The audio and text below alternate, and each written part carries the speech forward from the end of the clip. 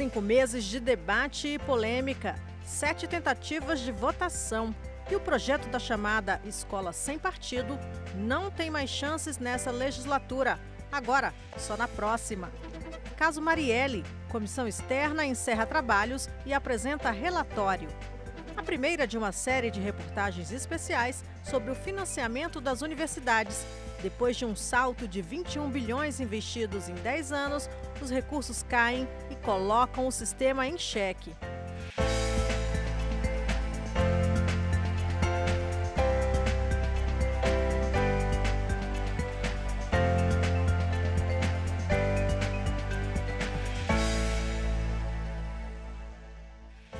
A votação do projeto conhecido como Escola Sem Partido ficou para o ano que vem.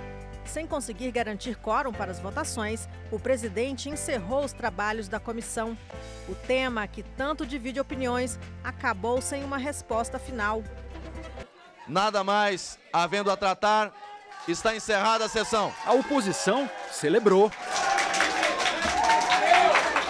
Mas o relator também comemorou. Nós já ganhamos, sim, foi uma vitória muito grande, porque o fato da gente conseguir trazer luz para esse problema dentro das escolas brasileiras já fez com que pais, alunos e professores que eram perseguidos nas escolas tivessem consciência dos seus direitos. Esse é o ponto final da comissão especial que debateu o projeto conhecido como Escola Sem Partido. Foram 5 meses tentando votar o texto. Ao longo desse período foram 7 tentativas de votação. A oposição obstruiu os trabalhos de todas as maneiras possíveis e conseguiu. Com isso, o Escola Sem Partido vai para o arquivo no final deste ano. É possível retomar essa discussão no ano que vem? Claro que é.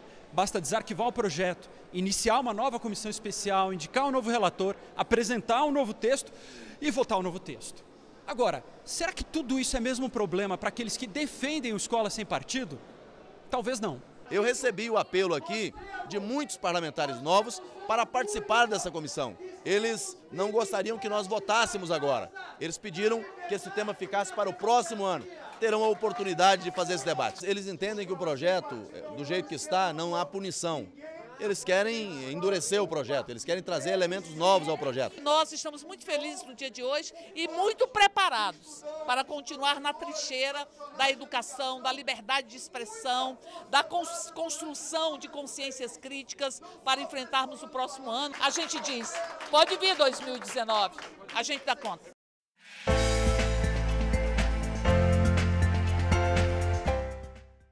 Comissão externa que acompanha as investigações do assassinato da vereadora Marielle Franco aprova o relatório final. O documento aponta falhas na apuração do caso e recomenda que a investigação seja feita por órgãos federais. A comissão tem a convicção de que há uma contradição entre o que as autoridades responsáveis pela investigação produziram até esse momento. Por exemplo, o Ministério Público do Estado do Rio de Janeiro não corrobora a posição da Polícia Civil de que a investigação já estaria na sua fase final e de que haveria necessidade de atos importantes a serem realizados pela investigação. Da sua parte, o governo federal, a partir do Ministério da Segurança Pública, tem uma outra posição que é diferente do secretário de Segurança Pública do Estado do Rio de Janeiro, indicado pela intervenção.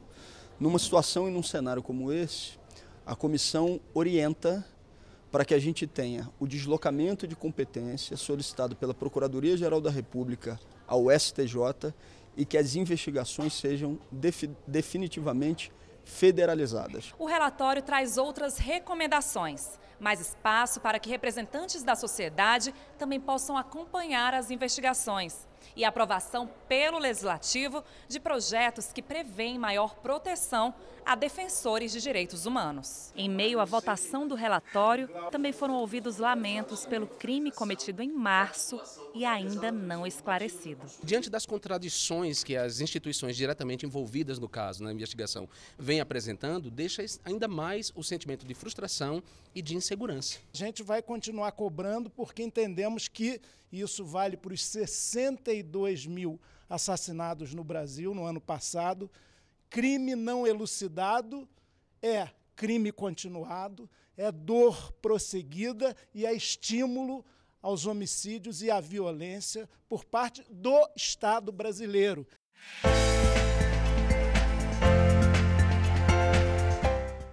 Na reta final dos trabalhos na Câmara, dia intenso de votações.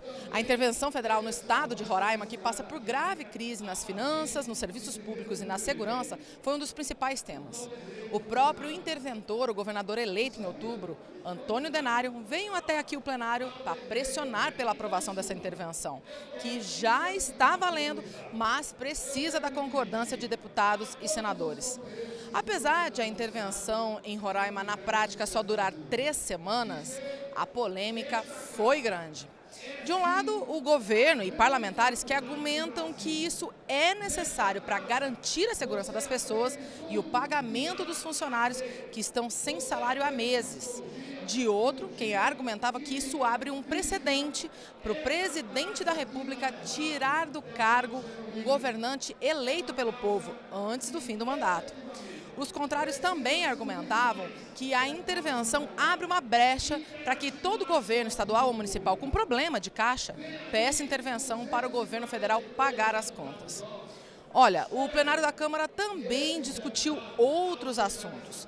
Foram aprovadas propostas que aumentam a pena para maus tratos aos animais, para doar também parte do imposto de renda aos fundos que financiam iniciativas para melhorar a vida dos idosos e também proposta para facilitar empréstimos e abertura e fechamento de micro e pequenos negócios.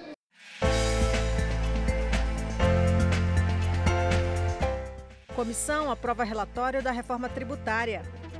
A proposta aprovada extingue 9 tributos federais: ISS, ICMS, IPI, PIS, COFINS, CID, Salário e Educação, IOF e PASEP, além do ICMS estadual e do ISS municipal.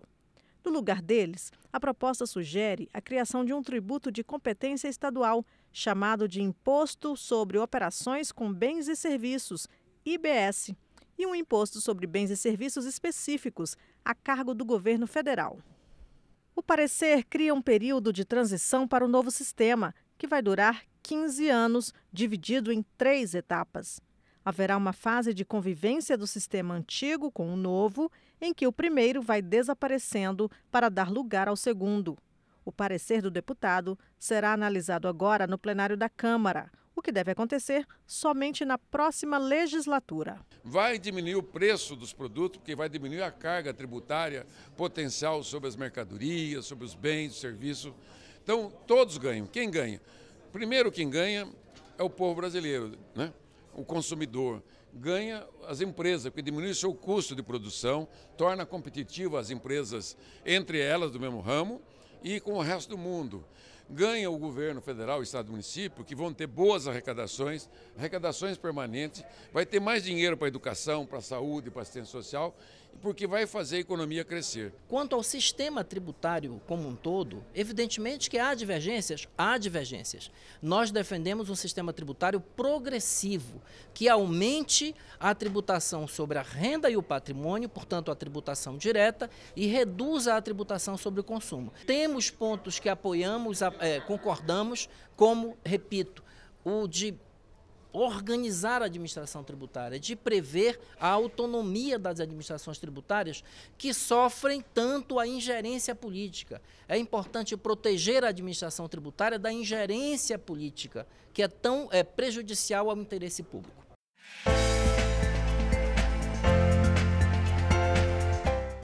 A Comissão Especial da Proposta de Emenda à Constituição que limita o foro especial aprovou o relatório do deputado Efraim Filho. A PEC, que veio do Senado, ainda terá que ser votada em 2 turnos no plenário da Câmara, exigindo o voto favorável de 308 deputados para ser aprovada. Vamos aguardar agora a nova legislatura para que já no início da nova legislatura esse tema possa entrar na pauta de votação do plenário da Câmara e ser apreciado pelo novo Congresso. Apenas as 5 autoridades que estão na linha sucessória da Presidência da República continuariam a ser julgadas em caso de crime comum pelo Supremo Tribunal Federal.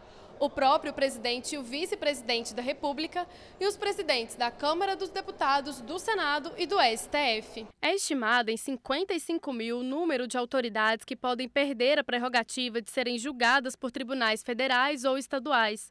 Pelo texto, passam a ser julgados por juízes de primeira instância os crimes comuns cometidos por governadores, ministros e secretários de Estado e integrantes do Legislativo, Judiciário, Ministério Público e Tribunais de Contas.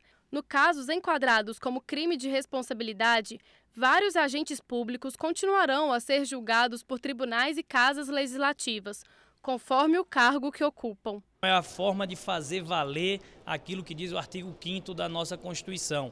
Todos os cidadãos devem ser iguais perante a lei e a autoridade não pode ser sinônimo de impunidade.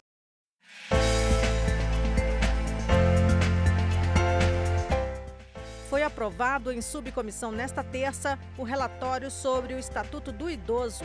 Ao todo, foram analisadas 134 propostas de mudanças na lei.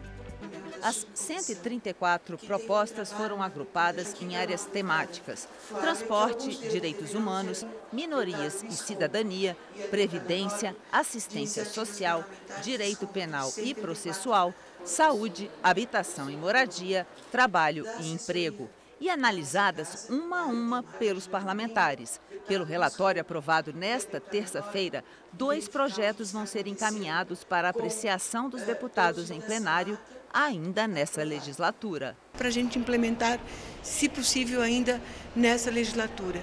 Em especial, a garantia da vaga de estacionamento, a credencial para o acompanhante do idoso, assim como a redução de idade que se considera uma pessoa com deficiência idosa. O parecer vem solicitar, através da subcomissão, a apresentação de 2 projetos de lei e também de um pedido para a criação de uma CPI para investigar os crimes financeiros contra a pessoa idosa.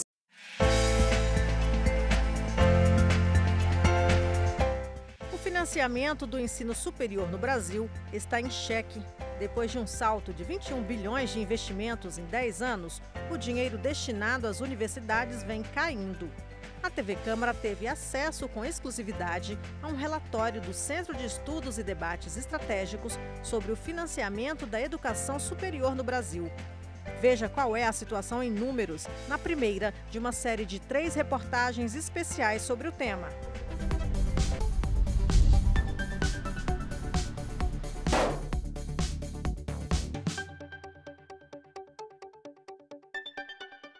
O fogo começou por volta das 7h30 da noite. As TVs interromperam a programação para mostrar um incêndio no Museu Nacional.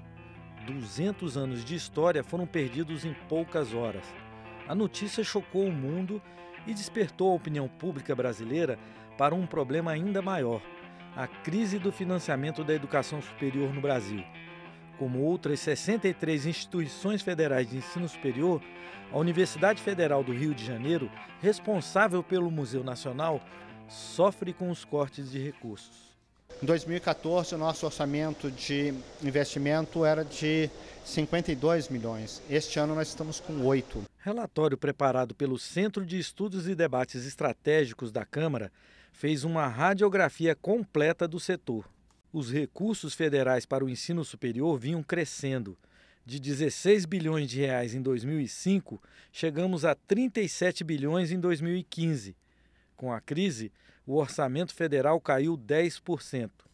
O maior aporte de recursos nos anos anteriores correspondeu ao aumento na parcela de jovens com nível superior, de pouco mais de 6% em 1997 para 17% em 2016. Apesar do aumento expressivo, esse número ainda corresponde à metade da meta almejada pelo Plano Nacional de Educação para 2024. De 1997 a 2016, o número de matrículas nos cursos de graduação mais que quadruplicou, passando de menos de 2 milhões para mais de 8 milhões, 17% dos jovens brasileiros. A meta do PNE é o dobro disso. As famílias brasileiras gastam 54 bilhões de reais todos os anos para garantir o diploma dos filhos. Mas a ampliação de programas como o FIES, que financia bolsas nas universidades particulares e reúne de expansão das universidades públicas, abriu as portas da educação superior para os estudantes mais pobres. A proporção de alunos pobres aumentou em relação aos de família de melhor renda na educação superior. Nas particulares, subiu de menos de 3% para quase 15%. Nas públicas, saltou de 8% para 22%. A queda na arrecadação obrigou o governo a promover cortes nos repasses para programas de expansão das universidades. Desde 2014, 2015, os recursos de custeio das universidades estão congelados, e nós temos aumentos de custos, que é permanente através do processo inflacionário, e os investimentos está reduzido a em torno de 20%. No programa de financiamento estudantil também houve cortes. Em 2017, foram assinados 1,5 milhão de contratos no FIES, mas por causa do alto custo, que naquele ano alcançou 30 bilhões de reais, o governo criou um novo FIES. Apenas famílias de mais baixa renda continuaram tendo acesso ao financiamento a custo zero. O novo FIES tem 3 modalidades de contratos. No primeiro, bancado pelo Tesouro, são cerca de 100 mil vagas por ano, voltado para famílias de renda per capita de 1,5 salário mínimo. No FIES 2, com 150 mil vagas, e no FIES 3, com 60 mil vagas, são financiados por fundos constitucionais e bancos públicos e privados, que assumem junto com as escolas o risco das operações. Hoje, o novo FIES, eles colocam o risco na instituição de ensino. A obrigação de formar alunos para o futuro do Brasil não é minha. Eu matriculo alunos e formo os meus alunos. O risco da inadimplência tem que ser do governo, porque a responsabilidade de formar esses alunos é dele. Então eu diria a você que esse FIES como está, ele é muito bom para o Tesouro e péssimo para o Brasil. A maior expansão da graduação ocorreu no setor privado. 3 em cada 4 estudantes frequentam uma faculdade particular. Na educação à distância, a diferença é ainda maior. Em 2002, as instituições públicas predominavam na modalidade de ensino à distância, 35 mil contra pouco mais de 6 mil. A partir daí, o ensino à distância disparou nas particulares, alcançando em 2016 quase 1,5 milhão de matrículas, enquanto as públicas chegaram a 122 mil. Quem tem todo esse know-how de trabalhar com a educação superior na modalidade à distância são as instituições particulares, que têm esse desafio de pensar e implementar a educação superior à distância, levando a educação nos municípios mais distantes do país, de forma capilarizada, tanto sendo no bacharelado, no superior tecnológico e nas licenciaturas. Segundo o relatório do Centro de Estudos e Debates Estratégicos, é inegável o crescimento das matrículas em cursos de graduação nos últimos 20 anos. No entanto, o país ainda está muito distante de oferecer oportunidades de educação superior em quantidade adequada à sua população jovem, inclusive pelo fato de que muitos sequer chegam a concluir a educação básica. É uma escolha de Sofia, né? Você tem o custo de uma vaga numa universidade privada é mais barato do que criar uma escola pública. Tá? Agora, sem dúvida, as instituições públicas têm um papel muito relevante, um papel muito importante para a sociedade. Então, cabe ao administrador, cabe ao gestor poder fazer uma modulação daquilo que seria o mais importante para que a gente possa ofertar mais vagas para poder levar mais jovens para o ensino superior. Estas foram as notícias da Câmara nesta terça-feira, 11 de dezembro.